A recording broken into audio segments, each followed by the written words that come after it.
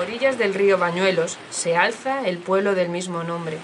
Sus casas de piedra albergan el alma de aquellos cántabros que hace siglos cruzaron las montañas y sembraron aquellas tierras que luego llamarían Castilla.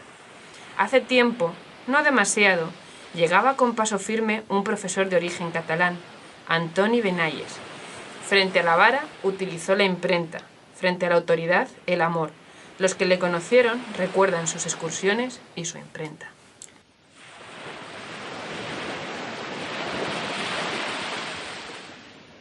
Sus niños compartían un deseo. Todos ellos querían ver el mar. Poco más de 100 kilómetros había entre Bañuelos de Bureba y las playas del mar Cantábrico, pero ninguno había pisado la arena de sus playas. Durante semanas pidió a sus alumnos que escribiesen, dibujaran e imaginasen cómo creían que era el mar. Antoni, mientras tanto, planeaba cómo ayudarles. Decidió alquilar un autobús y durante sus vacaciones recoger a los niños de Bureba para llevarlos a su pueblo natal. Sin embargo, los vientos de la historia, implacables, soplaban en su contra. Ese verano, que fue del año de 1936, pero pudo haber sido de cualquier otro, pocos días después del regreso de Antoni, los militares fascistas comenzaron su golpe de Estado. El día 19 de julio arrestaron al profesor. Durante los años anteriores, la Iglesia y los caciques se habían encargado de señalarle. Fue torturado y humillado. Al día siguiente, los falangistas entraron a la escuela y, sin que nadie pudiera defenderla, hicieron arder sus trabajos. Muchos dicen que el régimen impuesto por el general Franco en 1936 fue la dictadura de los curas contra los maestros. La escuela que soñaron los maestros racionalistas y libertarios, la escuela de Ferrer y Guardia y Matilde Escuder, de Antonia Maimón y Félix Carrasquer, sufrió la peor de las persecuciones. La escuela no fue más que odio, el odio de los vencedores sobre los vencidos. Aquellas maestras fueron enterradas, pero sus asesinos no sabían que eran semillas. Mientras el océano aún tenga fuerza para golpear la costa, habrá quien luche por enseñar a sus niños cómo suenan las olas del mar.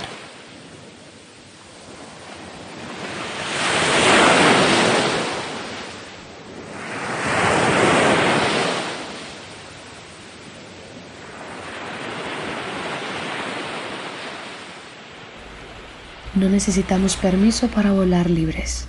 ¿Escuchad? El pájaro observado.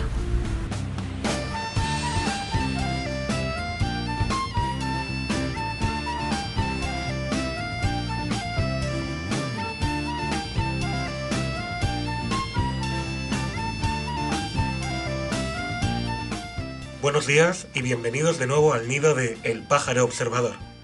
Desde nuestra altura en un árbol frondoso de los bosques de Cantabria hemos podido hablar de 1000 y un temas. Hemos hablado de costumbres, de ecología, de política. Hemos hablado de añoranzas, tristezas y esperanzas. Hoy toca que hablemos de un sueño inconcluso.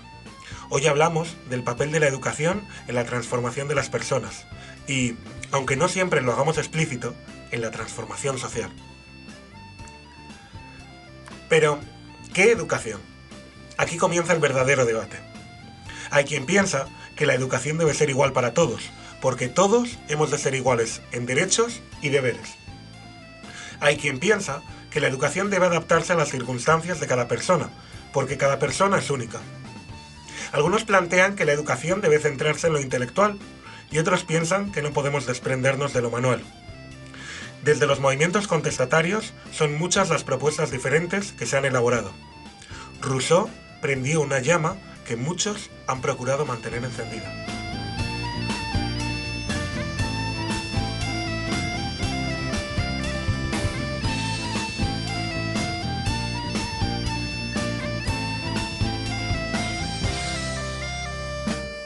Hoy, sin embargo, no confrontaremos posiciones directamente. No habrá debate. Lo dejaremos para una más feliz ocasión. Por el momento, solo aportaremos algunas ideas a modo de breves reportajes para que el oyente pueda formarse su propia opinión. Empezaré yo mismo, contando de dónde viene esta educación que tenemos hoy en día, de pupitres, exámenes y pizarra. Pero nos acompañarán también viejos y nuevos amigos. Ana, profesora de baile y de secundaria, nos hablará del aprendizaje de una disciplina compleja combinando con la mejor gestión de las emociones en la danzaterapia.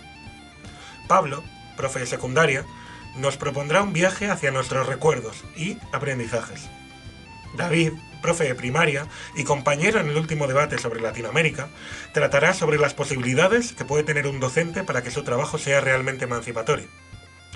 Y para finalizar, tendremos una entrevista. Pero esta no os la desvelamos por ahora, para mantener así un poco la intriga. Esperamos que os hayáis abrochado el cinturón de plumas, porque ya mismo comenzamos a volar.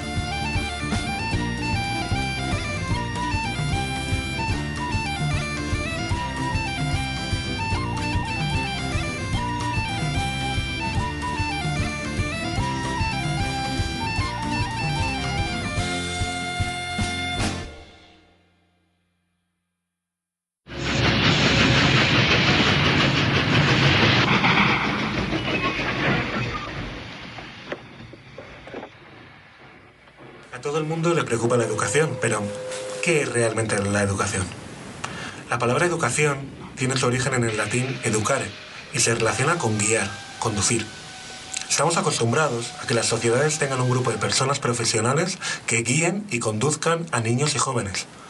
Que estos niños y estos jóvenes, además, deban estar sentados, mirando hacia este guía, obedeciendo sus órdenes. En realidad, esto no siempre fue así. Y más bien parece una excepción histórica que una norma.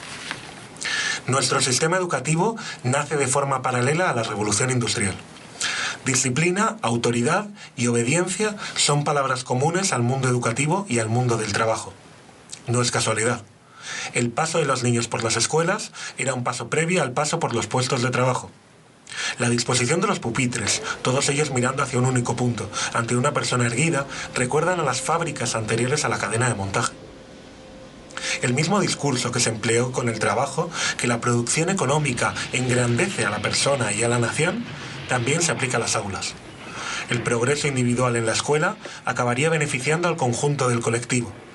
Sin embargo, de la misma forma que el trabajo rara vez liberó al esclavo, rara vez el estudio liberó al alumno. Es importante no simplificar. Los patronos intentaron utilizar la mano de obra infantil tanto como les fue posible, y lo hicieron mientras tuvieron la oportunidad. Fue la lucha de demócratas y revolucionarios la que consiguió implantar la educación de manera universal, lucha contra los intereses de la burguesía.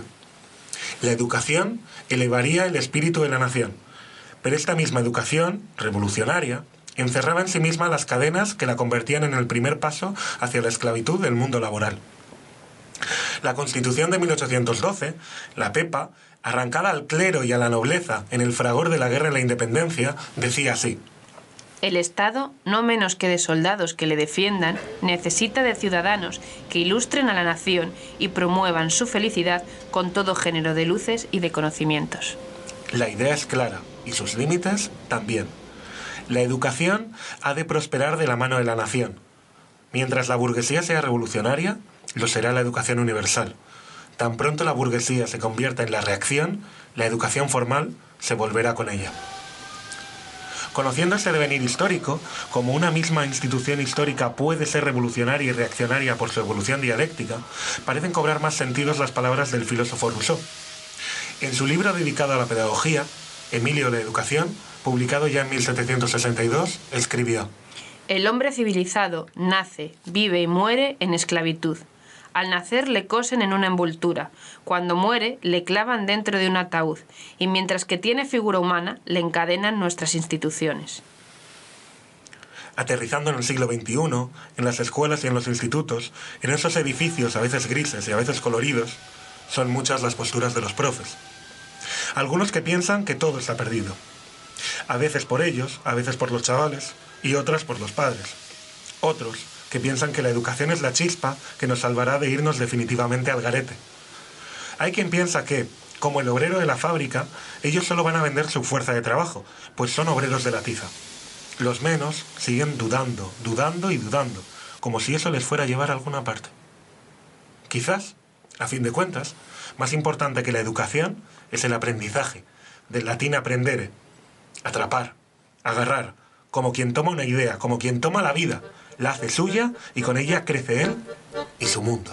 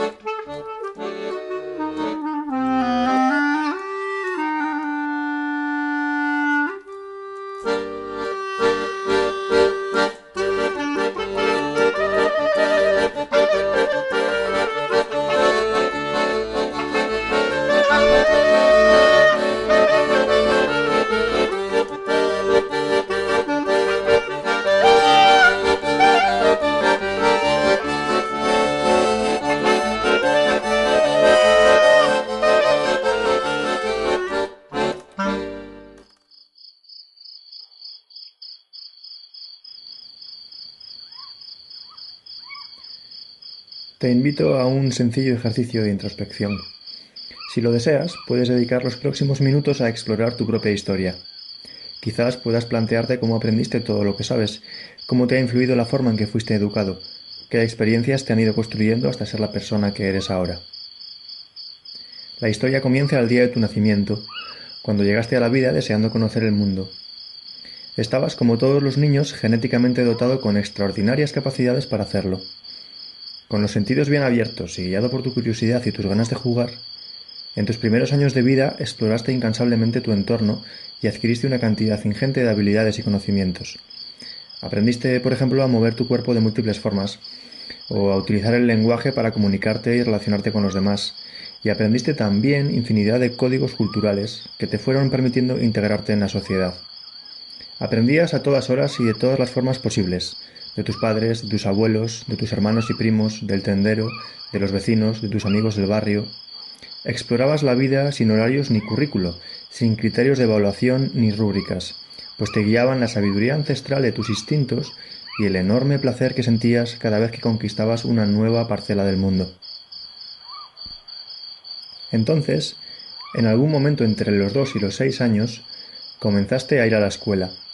Seguramente nadie te preguntó si querías ir, pues a nadie le pareció que tu opinión fuera importante. En el cole te agruparon con niños con quienes únicamente tenías en común tu edad. Niños en general poco interesantes, pues sabían más o menos las mismas cosas que tú.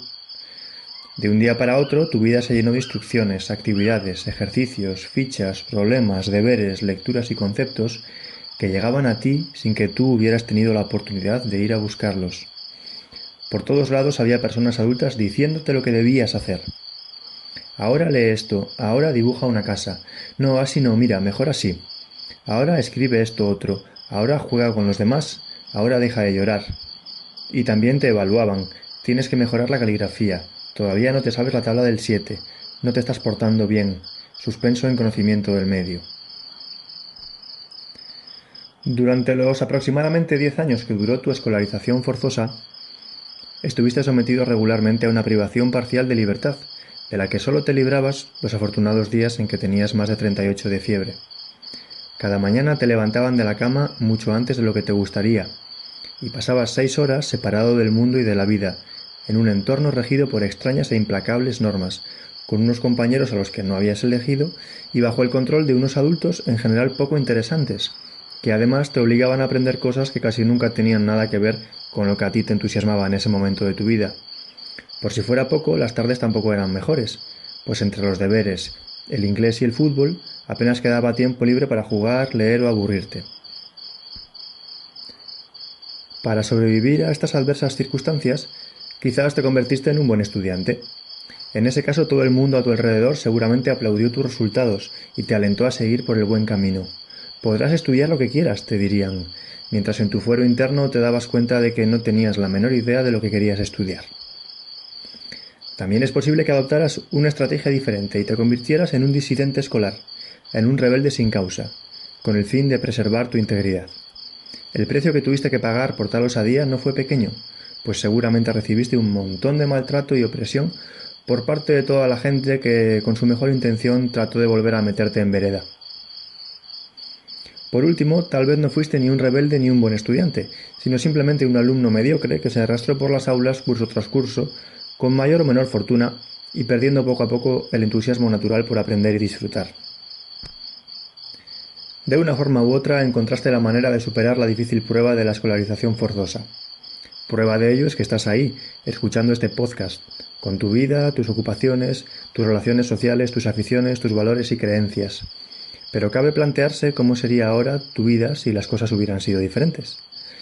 La pregunta es pertinente, y no solo en el plano personal, sino también social, puesto que las sociedades están formadas por individuos. Si privamos de libertad a los niños, si interferimos en el desarrollo de su autonomía y su responsabilidad personal, si destruimos la fuente de su auténtica motivación para sustituirla por motivaciones externas, si promovemos actitudes de competitividad en vez de cooperación, si inhibimos el pensamiento crítico, ¿qué tipo de sociedad esperamos que exista entonces? De ahí la idea que defienden grandes pensadores, como Claudio Naranjo, de que la revolución que el mundo necesita comienza por transformar la educación. Pero, ¿por dónde empezar? El primer paso bien podría ser hacia adentro, hacia uno mismo. ¿Recuerdas a aquel niño alegre y entusiasta que un día fuiste? Tal vez esté todavía en tu interior, esperando que mires dentro de ti y lo veas. ¿Eres capaz de conectar con ese niño y volver a confiar en él?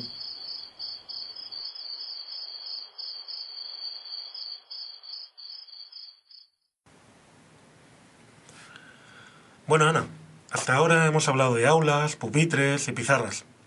Tú vienes a hablarnos de la danzaterapia. ¿Qué tiene que ver la danzaterapia con la educación? O mejor dicho, y comenzando desde el principio, ¿qué es la danzaterapia? Hola a todos los oyentes. Bueno, pues la danzaterapia es el uso del movimiento para promover la integración emocional, cognitiva, física y social de un individuo. Podemos utilizarla como recurso educativo para facilitar la conciencia corporal, el conocimiento de uno mismo y las relaciones más sanas y equilibradas entre iguales. Quiero señalar que, aunque la danza puede vincularse a la educación física, guarda poca relación con la asignatura de educación física que se imparte actualmente en las escuelas, pues esta última percibe el cuerpo como una máquina a la que hay que poner a prueba y exigir alcanzar unos objetivos. En cambio, desde una perspectiva integral, la danza promueve tomar conciencia del cuerpo y descubrir las capacidades y posibilidades de él. Todo esto sin fomentar la competición. Con la danza no se trabaja solo la implicación física de cada persona, sino también la implicación psicológica y social. En general, en casi todas las corrientes educativas hay una serie de ideas o principios que guían luego la práctica, ¿no? La metodología, en definitiva. ¿Qué principios teóricos están detrás de esta danzaterapia? Pues, a ver, la danzaterapia surge en la década de los años 20 del siglo XX de la mano de Rudolf von Laban. Pero fue en los años 40 cuando tuvo su mayor desarrollo con varias de sus discípulas y a partir de ahí pues se ha visto que es una gran ayuda para hacer una forma de terapia distinta y cada vez pues se investiga más y se desarrolla más. Son muchos las bailarinas y bailarines, tanto coreógrafos y coreógrafas, que podríamos hablar de esto, pero vamos a centrarnos en Laban, sobre todo ya que es el padre de la danzaterapia y todos los demás desarrollos de esta forma de entender el baile vienen a través de él. Bueno, Laban crea un análisis de movimiento que es bastante complejo de explicar y sobre todo aquí en una radio sin un apoyo visual. Entonces, bueno, voy a intentar hacerlo de la forma más concisa y más divulgativa, ¿vale? Bueno, Laban lo que hace con este análisis es responder a 4 preguntas, ¿vale? La primera es ¿qué partes del cuerpo se mueven? ¿Esto qué quiere decir? Quiere decir que cuál es el punto del cuerpo en el que surge el movimiento y si este movimiento es simultáneo o es asimétrico, si es alterado, si es simétrico o qué formas tiene, si es redonda, si es un movimiento rectilíneo, espiral, angular. Laban desarrolla todas estas categorías muchísimo, que ahora mismo no nos podemos parar, pero para que os hagáis una idea de lo que sería. La segunda pregunta es ¿en qué dirección o direcciones del espacio se ejerce el movimiento? Bueno, yo considero que la danza tiene volumen, es una cosa tridimensional, no es algo plano. Entonces, en este volumen trabajamos las alturas, trabajamos las trayectorias verticales, las horizontales, las diagonales, de forma que así surgen 12 direcciones que forman la quinosfera. ¿Qué es este concepto de quinosfera? Pues es como una esfera imaginaria que rodea nuestro cuerpo y marca hasta dónde llegan nuestras extremidades estiradas sin desplazarnos ni cambiar el peso. Esa burbuja como de espacio vital es nuestra quinosfera. La siguiente pregunta, que ya es la tercera, es ¿a qué velocidad progresa el movimiento? Aquí lo que se reflexiona es la referencia entre el tiempo y el ritmo. Pero no el ritmo entendiendo como el ritmo de música de corcheas o semicorcheas o silencios o notas. No, es un ritmo orgánico, si viene del interior del individuo, o externo si viene de una situación exterior, ¿vale? Igual que la velocidad de un movimiento puede ser rápido o lento, siguiendo el mismo patrón. Y ya la última pregunta de Laban es que se hacía él es ¿qué grado de energía muscular se emplea en el movimiento? Él llama este grado de energía el esfuerzo o peso, pero igual no es el esfuerzo de ay, ¿cuánto me costaría subirme a una banqueta y saltar? O ¿cuánto pesa mi brazo? No, esto él lo traduce en movimientos ligeros o fuertes, ¿vale? No es lo mismo extender un brazo para agarrar un vaso de agua que para golpear a alguien con fuerza. Muscularmente hacemos lo mismo, pero la calidad de movimiento es distinta. Bueno, a través de estas 4 preguntas, Laban desarrolla un mapa para analizar las infinitas posibilidades de movimientos que tenemos. Y a través de estos elementos y sus combinaciones, pues surgen el movimiento de expresión. ¿Vale? Un ejemplo muy básico sería, pues, por ejemplo, valga la redundancia, que con una energía que utilizamos los miembros inferiores, con una velocidad exacta, es decir, finita, rápida, y un movimiento curvo, expresaríamos pues a lo mejor un sentimiento de rencor. Todo esto, claro, tienen que ustedes imaginárselo porque así en el aire es muy difícil de demostrar. Bueno, yo para ir acotando esto, bueno, pues al final, estudiando las limitaciones gracias a estos movimientos y a este análisis, pues podemos ver y averiguar en qué aspectos tenemos que trabajar y lograr la evolución del alumnado con el que estamos empleando estas técnicas. Yo personalmente creo que la danza parte del movimiento natural o espontáneo de cada humano. No se trata de hacer una persona profesional en el ámbito de la danza. Cuando yo utilizo la danzaterapia en clase o el baile, no quiero crear bailarinas de ballet, ni de contemporáneo, ni ninguna otra disciplina. Lo que quiero es utilizar la danza como movimiento natural con el objeto de que los alumnos y las alumnas sientan su cuerpo y de descubrirse. Y hay una frase de Isadora Duncan que creo que es realmente el fundamento de esta danzaterapia, que dice: estudien el movimiento de la tierra, el movimiento de las plantas y los árboles, de los animales, el movimiento del viento y las olas, y estudien entonces el movimiento de un niño. Encontrarán que el movimiento de todas las cosas naturales se produce con una expresión armoniosa. Cuando hablamos de aprendizajes, parece inevitable hablar de 2 dimensiones, una dentro de cada persona y otra de carácter relacional, interpersonal.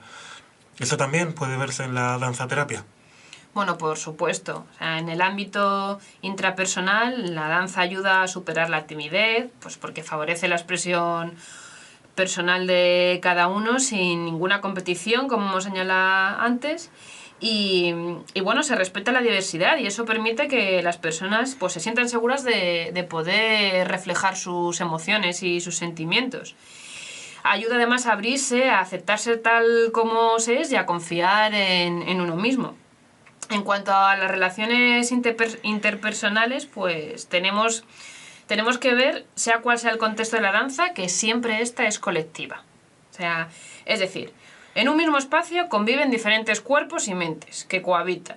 Y la danza es una manifestación libre y abierta con la que empatizamos y escuchamos unos a otros. En el aula a veces aparecen alumnos que son inexpresivos emocionalmente o que tienen una relación destructiva con sus compañeros o consigo mismos. Todos los que hemos estado en un aula, ya sea de secundaria, de primaria, de adulto, vemos relaciones entre los compañeros y para consigo mismos, cómo se consideran ellos, la autoestima que muchas veces tienen tan baja. Bueno, pues conseguir conectar mente y cuerpo ayuda a incidir en esta problemática y al realizar una actividad colaborativa y cooperativa, pues fomenta pues eso, un espacio de integración y de igualdad, que yo creo que es muy importante en el día de hoy. ¿Podrías ponernos un ejemplo concreto de utilización de danzaterapia? ¿Cómo se asienta esto en la práctica? Bueno, pues mira, hay un ejemplo que a mí me gusta mucho comenzar con él. Bueno, toda sesión con danzaterapia tiene un calentamiento inicial para preparar el cuerpo y después de lo que viene a ser el grueso de la clase, otro estiramiento igual para que no haya luego ningún problema que se desarrolle de la musculatura o del uso del cuerpo al bailar. Mira, hay un ejercicio que a mí me gusta mucho porque tú pones a las personas que participen a caminar para que reconozcan un espacio y lo conozcan. Y les vas dando directrices en plan de más rápido o más lento. Y llega un momento que dejas de dar directrices. Y al cabo de unos minutos, de pronto se van, ellos ni se dan cuenta, pero de repente todos los que estaban caminando a unos ritmos distintos, a unas direcciones diferentes, acaban por llevar el mismo ritmo. Entonces, ¿qué es lo que haces? Les haces parar de golpe, en seco, y que vuelvan a cambiar ritmos. Y es una cosa muy bonita, porque de repente de cada uno ser un ente diferenciado, hacen una colmena y se unen y se reconocen como grupo. Y bueno, otro de los ejemplos, pues que a mí también me gusta mucho, es un ejercicio que es de subir y bajar. A mí me gusta llamarlo como hacerse pequeñito, hacerse grande, ¿vale? Esto empezamos en el suelo hechos una bolita, lo más pequeño y lo más apretujado que podamos. Y luego de ahí vamos a ir creciendo hasta que quedamos totalmente estirados, levantados, con las extremidades como si fuésemos un árbol, con unos brazos que son nuestras ramas enormes y unas piernas que son nuestras raíces que también profundizan por todo el espacio. Y este ejercicio de subir y volver a bajar lo vamos a repetir en distintos tiempos. Primero dedicamos 8 tiempos a que suban 1, 2, 3, 4 y a bajar otros 1, 2, 3. Pues 8 tiempos, lo hacemos en 4, en 2, luego en 1, luego vamos combinando que suban en 8, que bajen en 1, que suban en 2, que bajen en 3. Igual, así ellos aprenden a ver su reconocimiento, como de hacerse chiquititos, como estirando, también trabajan la contracción, la distensión de la musculatura, la relajación. Y no sé cómo vamos de tiempo para meter algún ejemplo más o con esto ya vemos unas pinceladas de ello. Bueno, quizá en esta ocasión estamos un poco justos. La vida da muchas vueltas y quién sabe si el pájaro observador podrá bailar con más tiempo. Ana, muchas gracias por tus enseñanzas. A vosotros por la oportunidad. Un saludo y a seguir volando.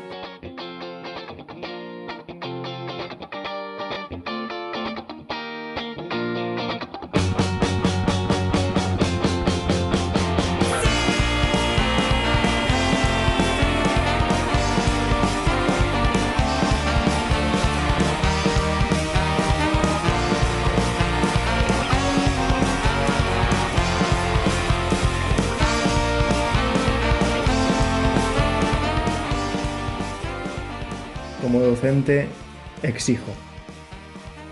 Exijo que aceptes las normas. Mira, esto funciona así, punto. ¿Sabes? Exijo que colabores con entusiasmo. Si no, será peor para ti. Exijo obediencia. Sentaos ya y sacad el cuaderno. A ver tú, venga, ¿a qué esperas? Exijo que prestes atención. Y me da igual que no te interese, porque esto entra en el examen.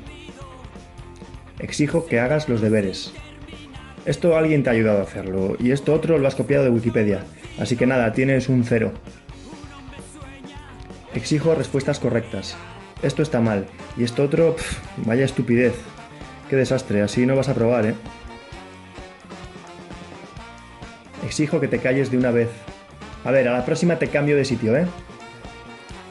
Exijo que pares quieto ya, y no me contestes, que aquí mando yo, chaval. Bueno, ya está bien, venga, a jefatura.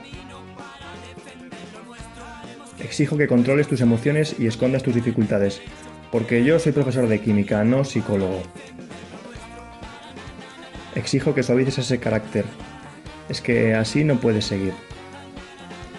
Exijo que reconozcas que el problema eres tú, porque no te esfuerzas, no te comportas bien, no pones interés, no vienes a clase, no prestas atención, no te callas. Exijo que hagas lo que tienes que hacer. Sabes que tus padres están muy preocupados. Hazlo al menos por ellos. Exijo que no faltes a clase. A ver, ¿por qué faltas tanto? ¿Es que no te gusta venir o qué? Exijo tu cariño. ¿No ves que solo intento hacer lo mejor para ti? Y ante todo, exijo respeto. Dicen que el río es violento porque amenaza con desbordarse. ¿No son acaso violentos los muros que por la fuerza le imponen su cauce? ¿Cómo aprender a querer? ¿Cómo aprender a esperar? ¿Cómo aprender a luchar y a perder? También se aprende a ganar. Creo, sin embargo, que es posible introducir la autogestión hoy mismo en aquellas clases donde el maestro quiera renunciar a su papel burocrático y goce de una relativa independencia vis a vis de los directores y supervisores de la enseñanza. Extenderla a todo el país es empresa de mucha envergadura, que ha de ir presidida de la toma de conciencia de una mayoría de ciudadanos y de la autogestión en gran número de empresas y grupos. No obstante, convencidos de que el sistema autogestionario no podrá generalizarse mientras no cambie la mentalidad de los individuos, hemos de aprovechar todas las situaciones que nos ofrezcan alguna posibilidad de promover ese aprendizaje de la libertad y de la autonomía. Y sobre todo, hemos de liberar la escuela teniendo en cuenta el papel determinante que ella habrá de jugar en la liberación definitiva de los pueblos. El pueblo, el pueblo, el pueblo, el pueblo, el pueblo unido jamás será vencido.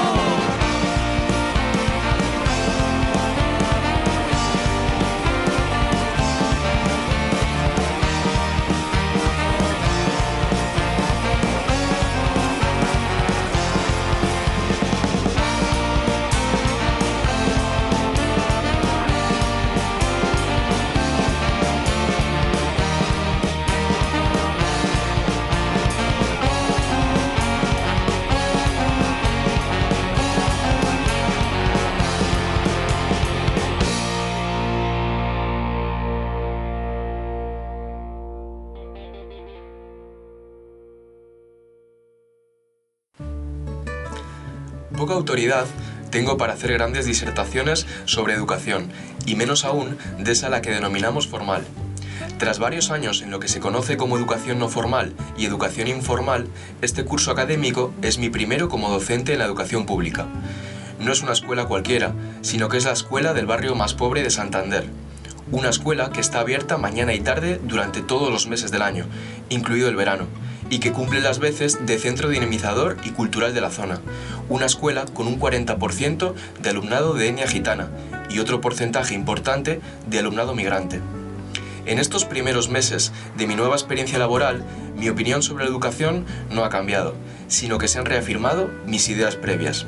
Ideas que, como digo, no son fruto de la experiencia docente, sino, sobre todo, como alguien que analiza la sociedad desde una perspectiva de clase. Además, por supuesto, de la siempre obviada experiencia como estudiante. La escuela, hoy en día, se ha convertido en una pesada carga cotidiana, la educación en una mercancía, y la formación excede de los muros de las escuelas e institutos, con clases vespertinas de apoyo escolar que dejan un reducido tiempo libre para el juego o las relaciones sociales. La escuela de hoy, en lugar de estimular nuestro pensamiento, de impulsar nuestra mente para la búsqueda, el estudio, la comprensión esencial, en vez de establecer bases sólidas para que entendamos e interpretamos la realidad, nos empuja a la repetición, nos da conocimientos fragmentados que al cabo de un tiempo, generalmente escasos, son olvidados, borrados de nuestra mente. La escuela actual nos mantiene alejados de la educación completa que da la posibilidad de entender e interpretar la realidad, de ser creativos en nuestra vida y pensamiento en general. Aprendemos a memorizar fórmulas y símbolos matemáticos, físicos y otros que no conocemos qué significan, a repetir de memoria pruebas sin que nos enseñen cómo fueron formuladas y cuál es su importancia. Las clases de arte, de música, de deportes se consideran secundarias. De un lado, las infraestructuras son casi inexistentes y de otro lado, el contenido de estas asignaturas es superficial. Cada día entramos en contacto con una gran cantidad de informaciones verdaderas y también falsas, o fake news, como las llaman ahora.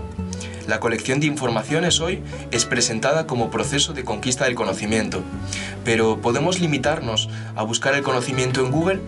El conocimiento no se puede conquistar haciendo un clic. Es resultado de investigación y de esfuerzo continuo, de conquistar la verdad, de aprender. Este conocimiento establece también las bases para que aprendamos cómo utilizar la cantidad de informaciones que recibimos, evaluar y manejarlas, y no asimilar sin evaluación alguna todo lo que nos presentan como verdadero, para que podamos ser capaces de distinguir la niebla de informaciones falsas de la información que es útil y real. Sin embargo, el contenido de la escuela de hoy no se limita a lo anterior. A través de la escuela aprendemos que el requisito para el éxito es el espíritu empresarial, la competitividad, la adaptabilidad a la realidad dura, pero única realidad realista. El riesgo empresarial, como escuchamos a menudo. Como modelo se presenta el empresario líder, que pisa sobre cadáveres para ser exitoso. Si creéis que estoy siendo exagerado, siempre podéis leer el preámbulo de la LOMCE y comprender la gravedad de lo que comento. Pero, ¿por qué la escuela es así? La sociedad de hoy es injusta para los muchos y un paraíso para los pocos. La escuela, obviamente, no está separada de ella. Es su imagen y se le parece. El fin de la escuela actual es preparar a los trabajadores de mañana tal como los necesita el sistema. Quieren que nuestra pasión por ideas nuevas, nuestra creatividad, trabaje para sus intereses. Nos enseñan que este sistema es eterno. Quieren que no contestemos, que no juzguemos, que pensemos que su mundo no cambia. Incidir sobre el carácter de clase de la educación dentro del sistema capitalista nos sirve como base para entender todo el funcionamiento de nuestro sistema escolar. La función de la educación a lo largo de la historia ha sido siempre la de transmitir la ideología de la clase dominante, así como la de la cualificación profesional basada en los intereses productivos de esa misma clase dominante. La educación, como parte de la superestructura a la que hacía referencia Marx, entendiéndose esta como el conjunto de elementos de la vida social dependientes de las relaciones de producción existentes, obedece a los intereses de los poderosos y de las oligarquías, al igual que las formas jurídicas, políticas, artísticas o religiosas de un momento histórico concreto. Las diversas leyes y medidas en materia educativa se mueven siempre al son de los intereses específicos de las grandes empresas e instituciones que dominan el mundo. ¿Quiere decir esto que no debemos luchar por una educación pública al servicio de la mayoría? Por supuesto que sí, y es que el carácter cíclico del capitalismo hace que cada cierto tiempo se origine, como bien sabemos, una crisis económica, y una de las formas más habituales para salir de ella es precisamente la mercantilización y privatización de los servicios públicos, obteniendo así nuevos campos de beneficio. Dicho lo anterior, queda claro que no suelo estar de acuerdo con esa idea tan manida de que la educación es el elemento más importante para cambiar la sociedad. Precisamente para conseguir otro tipo de educación tenemos que luchar por otro tipo de sociedad. ¿Pero significa esto que la labor de los docentes no es importante? En absoluto. Volviendo a mi experiencia docente, hace unos días, a raíz de comentar algunos de los problemas personales y familiares que tienen los alumnos de mi centro, me decía una compañera maestra que nosotros, en este colegio, no solo hacemos una labor educativa, sino también social. Esto, que debería ser algo implícito en el proceso educativo, desgraciadamente no siempre se cumple. Sin embargo, esos docentes comprometidos con otros modelos de sociedad y por tanto de educación tienen una labor fundamental para conseguir crear pequeñas trincheras desde las que dar la lucha, permitir a nuestros alumnos y nuestras alumnas ampliar sus horizontes, ayudándoles a desarrollar su personalidad de forma integral. Desde esas enormes limitaciones de la escuela tal y como la conocemos, las maestras y maestros, profesores y profesoras pueden promover el pensamiento crítico, la creatividad, la asimilación del conocimiento, pueden utilizar la observación, el experimento para descubrir las causas y las relaciones entre los fenómenos, para entender el mundo en su conjunto. Pueden crear la fe en la capacidad del ser humano para conocer y cambiar el mundo.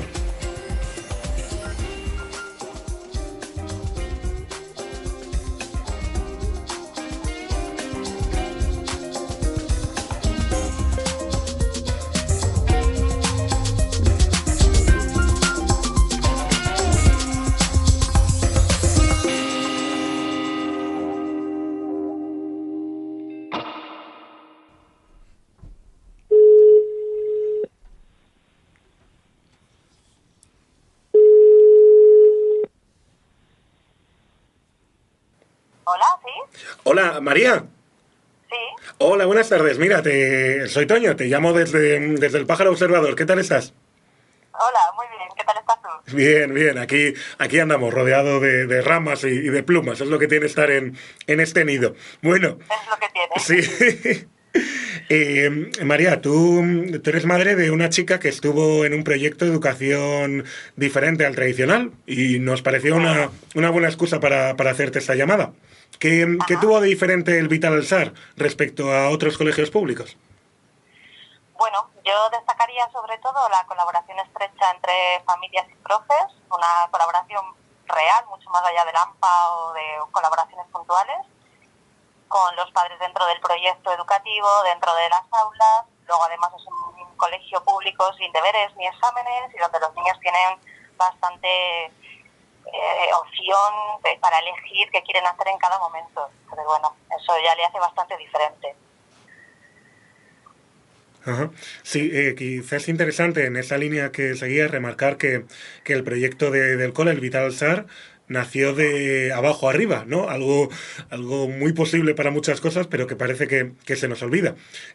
Nació de las necesidades de chavales, familias y profes por una educación diferente. ¿Podrías comentarnos brevemente cómo fue la gestación de este proyecto que acabó en el Vital Alsar?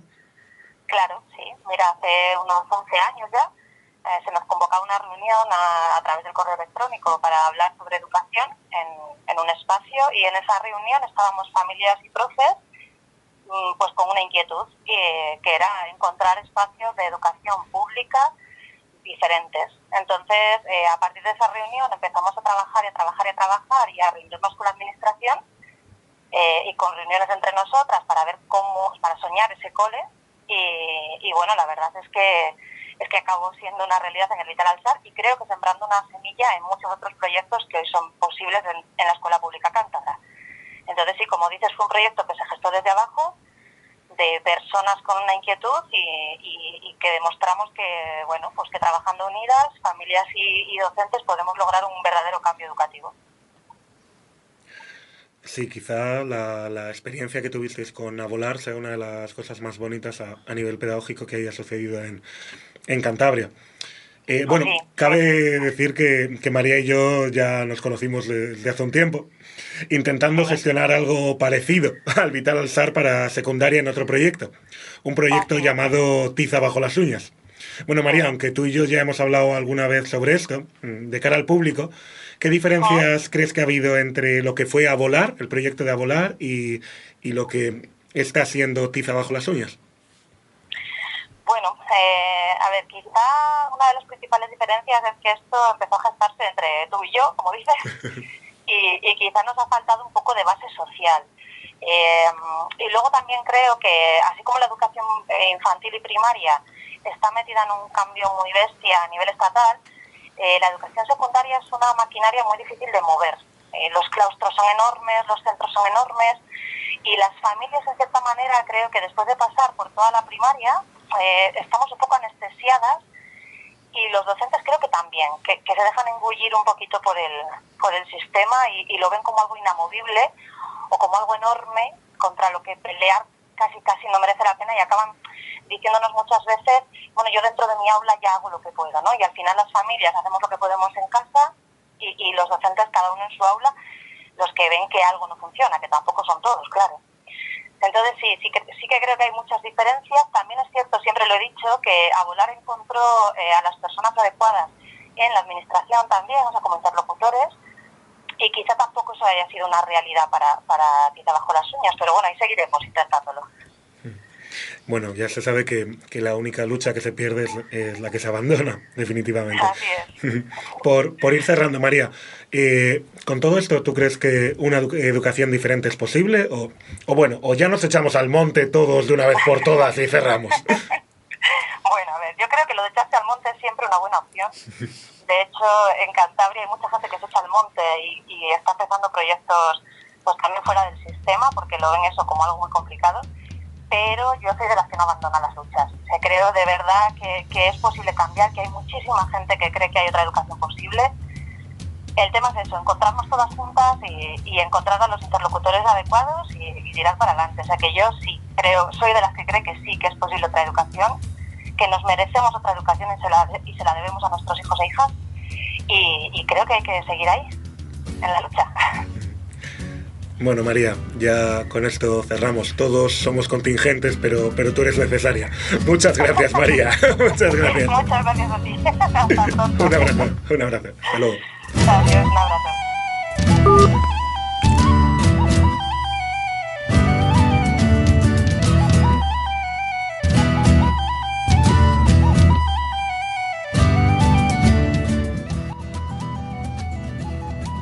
Bueno, pues esto ha sido lo que hemos hecho hoy. Dicho esto, comenzamos la sección de Agenda Contracultural.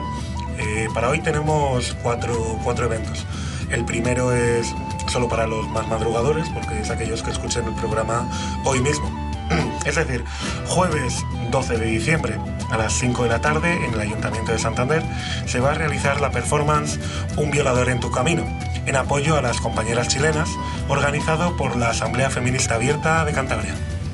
El martes 17 de diciembre a las 7:30 en La Vorágine tendremos la charla Los suicidios y sus factores sociales con Guillermo Rendueles. El sábado 21 de diciembre, en La Vorágine a las 12:30 del mediodía, nos invitan a tomar caldo y vermú bajo el lema Caldito y vermú que viene Belcebú. Y básicamente la idea es celebrar que estamos vivas y que hemos logrado superar otro año de resistencia con imaginación. Y también el mismo día, 21 de diciembre, en el Rock Beer de New a las 9 de la noche, celebran por 8º año consecutivo el concierto Hazlo tú mismo por otros, en el que simplemente la entrada será con un juguete, en el que por supuesto nos vamos a ahorrar los juguetes bélicos o sexistas, y en el concierto contaremos con las actuaciones de Burning Cuchillo, Homicidio, Cucarachas Extranjeras o Sex Politics.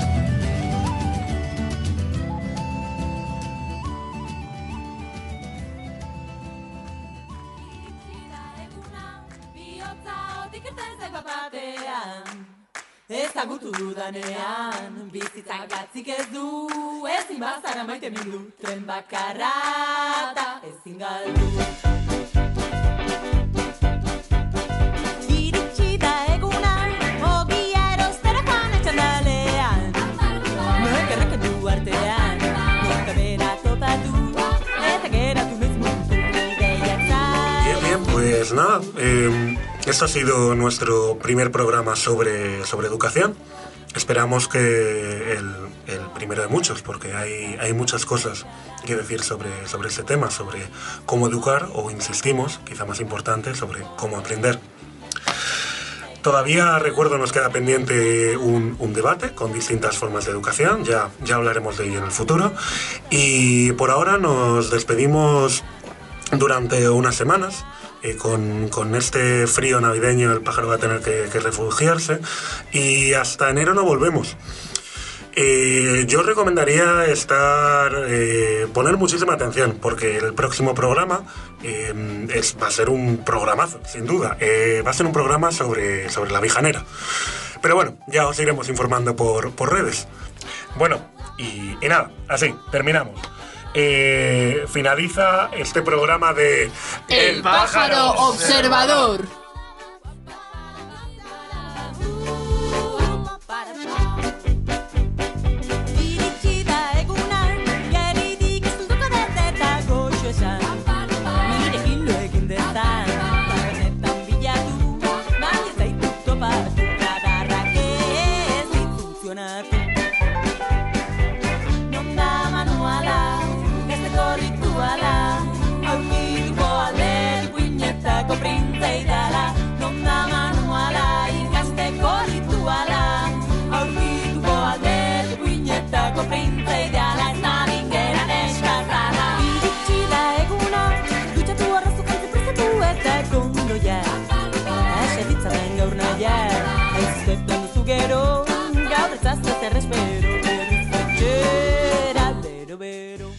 Habiendo visto que los campesinos, a los que repartió sus tierras y con los que convivió y trabajó, eran capaces de organizarse y de pensar rectamente cuando se les daba oportunidad, dedujo que todos los egoísmos, los vicios y las asociales inclinaciones eran el producto de la imposición ejercida por el Estado y por la Iglesia.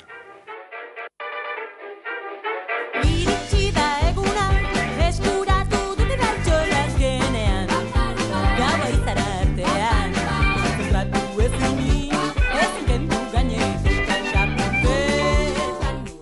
únicamente podría corregirse ese daño histórico mediante una educación idónea que sustituyera el temor, la desconfianza y el egoísmo por el apoyo mutuo y el amor. De ahí que afirmara que otorgando a los hombres información y libertad desaparecerían los impedimentos que dificultan la armonía social entre los hombres.